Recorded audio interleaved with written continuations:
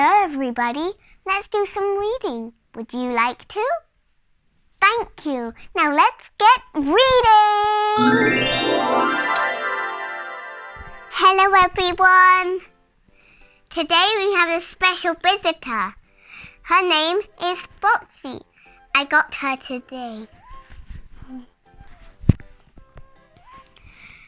And also the book we're reading today is Mr. Strong. And it's by Roger Hargreaves. Let's get reading! This is the story of Mr. Strong. Mr. Strong is the strongest person in the whole wide world. The strongest person there ever has been, and probably the strongest person there ever will be. He is so strong he can not only bend an iron bar with his bare hands, he can tie knots in it. Wow!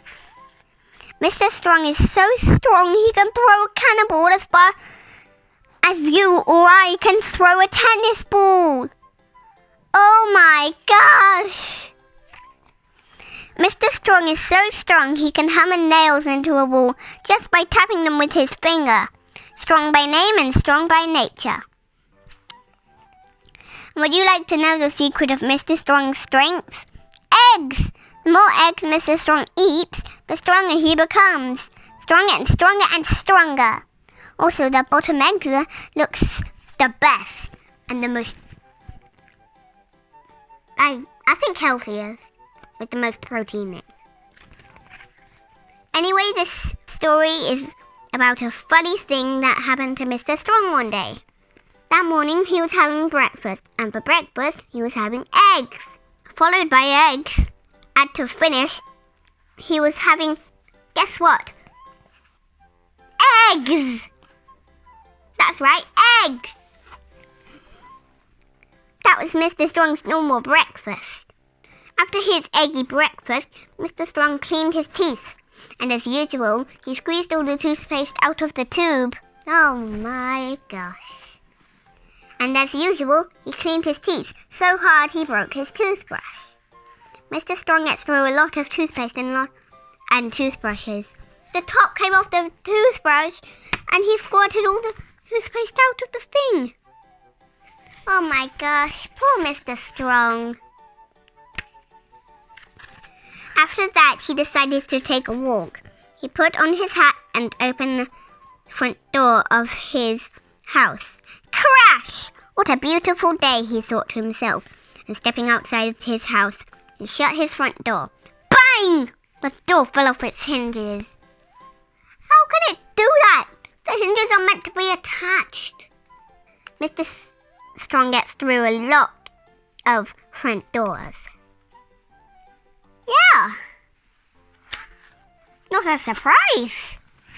Then Mr. Strong went for his walk. He walked through the woods, but he wasn't looking where he was going and walked slap bang into a huge tree. Crack! The huge tree trunk snapped and the tree thundered to the ground. Whoops! Said Mr. Strong with an exclamation mark. He walked into town. And again, not looking where he was going, he walked slap bang straight into a bus. Now, as you know, if you or I were to walk into a bus, we'd get run over.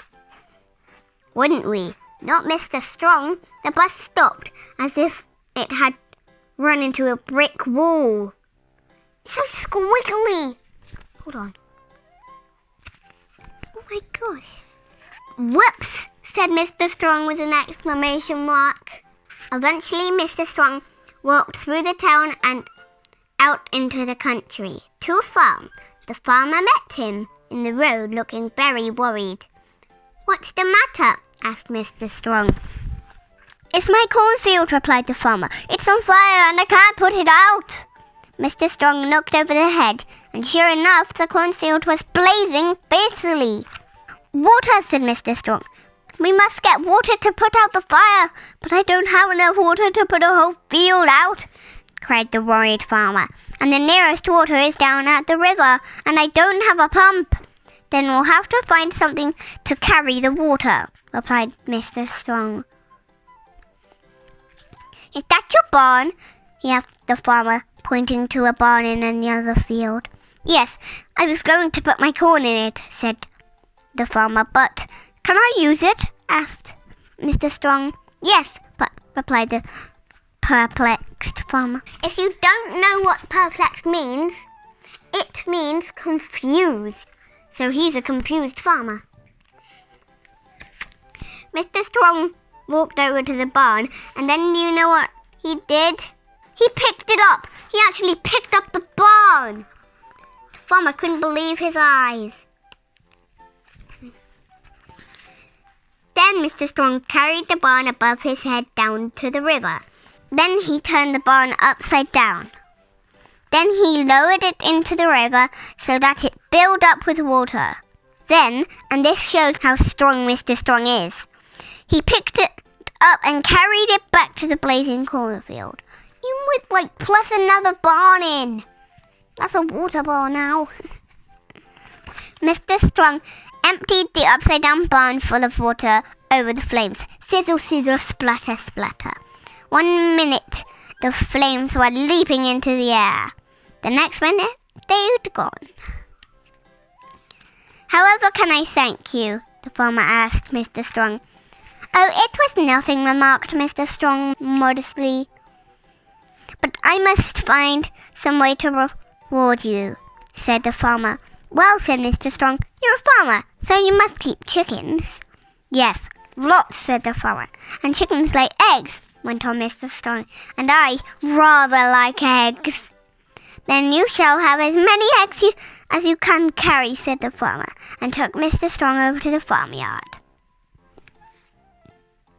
Mr. Strong said goodbye to the farmer and thanked him for the eggs, and the farmer thanked him for helping. Then Mr. Strong, just using one finger, picked up the eggs and went home. Mr. Strong put the eggs carefully down on his kitchen table and went to close the kitchen door. Crash! The door fell off its hinges. What? Said Mr. Strong, and sat down. Crunch! The chair fell to bits. Whoops! Said Mr. Strong, and started cooking his lunch, and for lunch he was starting with eggs, followed by an egg or two, and then eggs, and then for his pudding he was having, well, can you guess? If you can, there's no need to turn this page over to find out that he was having eggs? Ice cream! He was eating ice cream! If you enjoy reading this very funny ending book with me, click that like button, hit that subscribe button, comment down below on Facebook or Twitter for books you want me to read. Also, Mr. Strong was in the books that we read yesterday, who helped little Miss Tiny. Bye!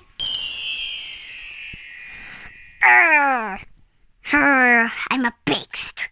I'm a good as huggy beefcake. Thanks for watching.